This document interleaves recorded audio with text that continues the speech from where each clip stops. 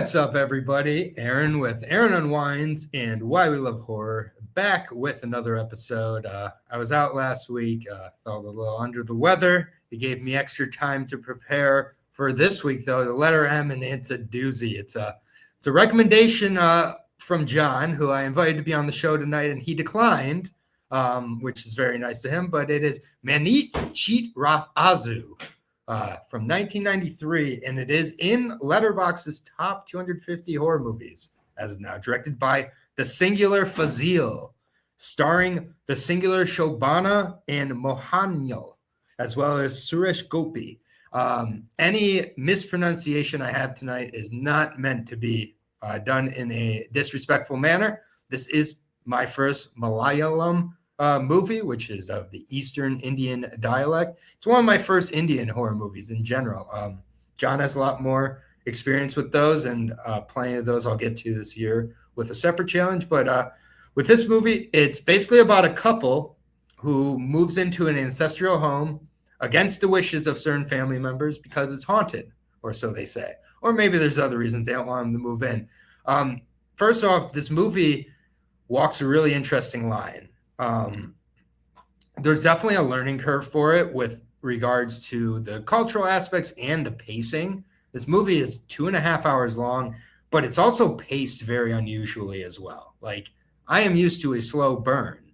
This is not even burning at the beginning, and I don't mean that wrongly. I just mean there's a lot of foundation to set up with the characters, with their psychologies, and that's honestly one of the most impressive parts of this movie is how psychological the horror is in this movie, and how, I was talking with John about this, like John said himself, like all of this could have actually happened. Like, that's what makes this so great, which as you're watching the movie, there's insane songs, like almost like siren, like trance, like songs that start to happen. And like, it almost feels like didactic sound where it's like part of the environment, but it's not, but it's very interactive in that way.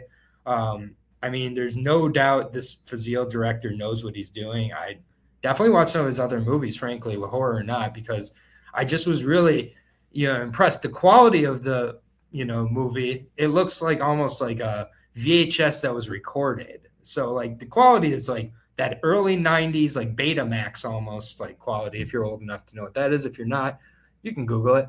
But either way, I really did like the characters. I particularly liked, I believe it was the Severity, who's one of the, I believe it's the sister of Ganga, who's also Nagavali. So she has like a split personality, and the performance she puts on at the end of the movie makes the first 2 hours and 15 minutes worth the squeeze. Frankly, it's insane how this movie ends up ending. I'm not going to go into heavy spoilers at all, because while this is great, and I'm sure certain people are aware of this, I think there's a ton of people out there who aren't. This movie's available on YouTube.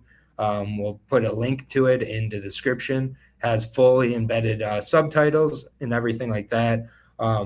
There's just so many unique characters that have in this movie, and like they just are also animated yet grounded, and that is just kind of the theme throughout this movie. I think is why it's one of the greats.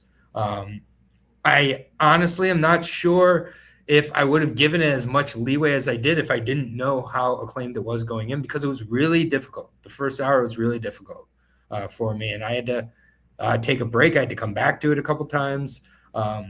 With regards to Aaron, with regards to unwinding, I'm not sure I'd suggest unwinding to this movie, particularly the first time. You're going to get lost. I know I did. I rewound this movie a few times. So like maybe unwind on your second watch of this movie in a year or so, because like while I did enjoy my watch, I am going to need some time before I come back to it.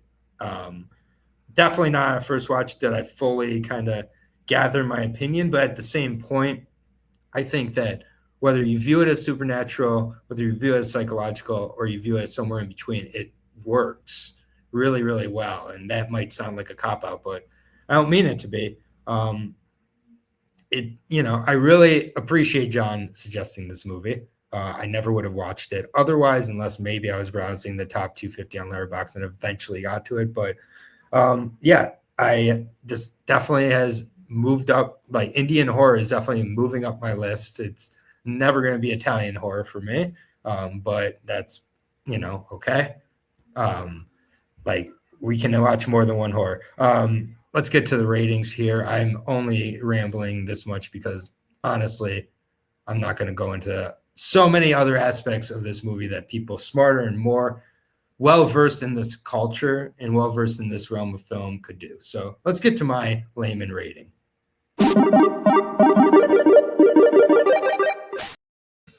All right. So I unwound for this whole movie. I had to take several breaks as a result. I don't think this Indian movie was made to be unwound to. I don't think they really unwind much in India. Maybe I'm wrong on that, but I don't think they do.